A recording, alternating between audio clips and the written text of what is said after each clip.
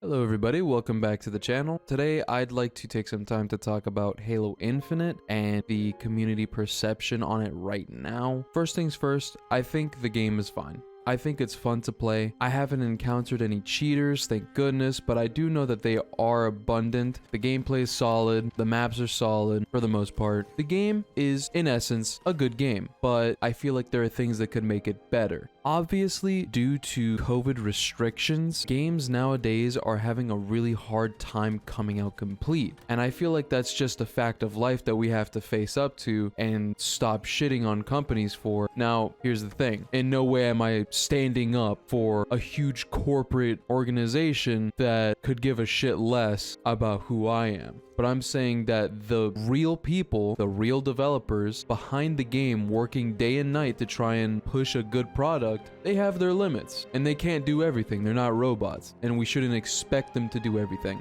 I believe the story went during the 6-year time period of the development of Halo Infinite. The first 2 years, they were trying to go a certain direction. Joe Staten came on and then they completely switched it up. And for the next 4 years, they were trying to play catch up. So of course, that's going to cause some issues. We had a few delays here and there, but overall the game came out pretty good. In comparison to Battlefield 2042, Call of Duty Vanguard, Halo Infinite is doing fine. Like I stated earlier, there are things that could make it better. And here's what I think they should implement, hopefully in the near future. I've been seeing a lot of people talking about the adjusted prices in the store, and while yes, they are a lot better than what we were getting before, there's still a couple things here that are not really efficiently priced. Like the neon end credits. That's something that really bothered me. I'm gonna pay $6 for a kill animation. That doesn't make any sense. I should have been able to get the neon end credits with the last Neon FX pack that was in the store last week.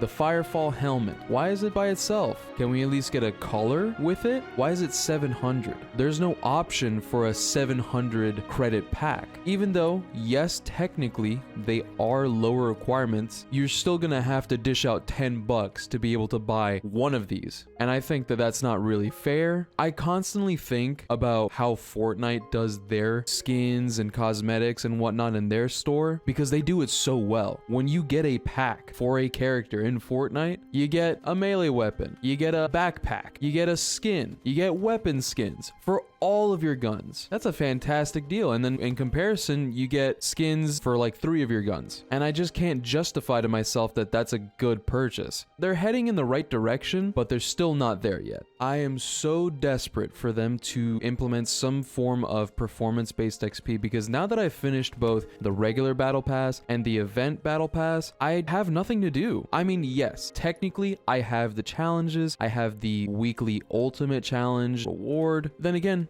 after that, what do? Even leading up to that, I'm getting all this XP, I'm completing all these challenges, and for what? There's no stats that show any one player has completed X amount of challenges or gained X amount of XP or is any such rank. There's nothing to reward you for playing. It's a hollow experience. You play as a zombie, mindlessly completing tasks just so you can get a minor pat on the back. You don't need to have rewards for every single thing that you do, but having next to nothing is not really a rich gameplay experience. I really hope that sometime in the future, again, they implement some form of cross customization or something because this game is just not it in that department. Something that I've noticed about the Mark 7 armor is that the shoulders look so similar that it doesn't even really matter which ones you choose because they're pretty forgettable. So are the chest pieces, except for these in-store ones like the bandolier and the pineapple grenades. I always think about the way that they did the MCC seasons, where with each season it focused on a different Halo game and gave you all of the armor pieces from that game within the season. I was expecting Halo Infinite to do something similar, but apparently I was sorely mistaken as the Battle Pass has so many challenge swaps and